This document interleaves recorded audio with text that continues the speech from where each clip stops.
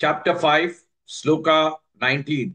इहैवतैर्जितः सर्गः इहैवतैर्जितः सर्गः इहैवतैर्जितः सर्गः येषां साम्ये स्थितं मनः येषां साम्ये स्थितं मनः येषां साम्ये स्थितं मनः इहैवतैर्जितः सर्गः येषां साम्ये स्थितं मनः इहैवतैर्जितः सर्गः येषां साम्ये स्थितं मनः इहैवतैर्जितः सर्गः येषां साम्ये स्थितं मनः इहैवतैर्जितः सर्गः येषां साम्ये स्थितं मनः इहैवतैर्जितः सर्गः येषां साम्ये स्थितं मनः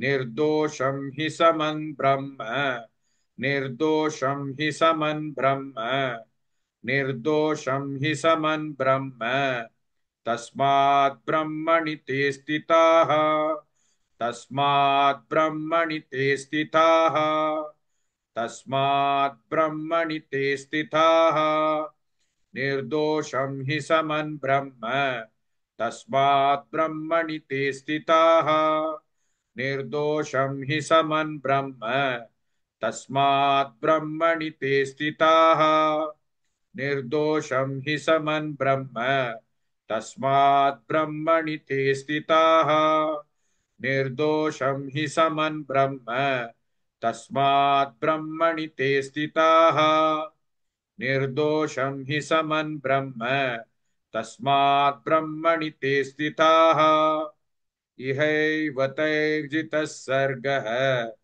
येषां साम्ये स्थितं मनः निर्दोषं हि समं ब्रह्म तस्मात् ब्रह्मणि ते स्थिताः. Please like and share this video because you could be instrumental in helping someone around the world recite the Srimad Bhagavad Gita, thereby helping them to have a life of unending opulence, victory and prosperity.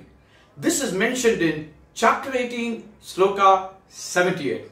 Yes, don't forget to buy my book, Leadership Can Be Child's Play. Namaste.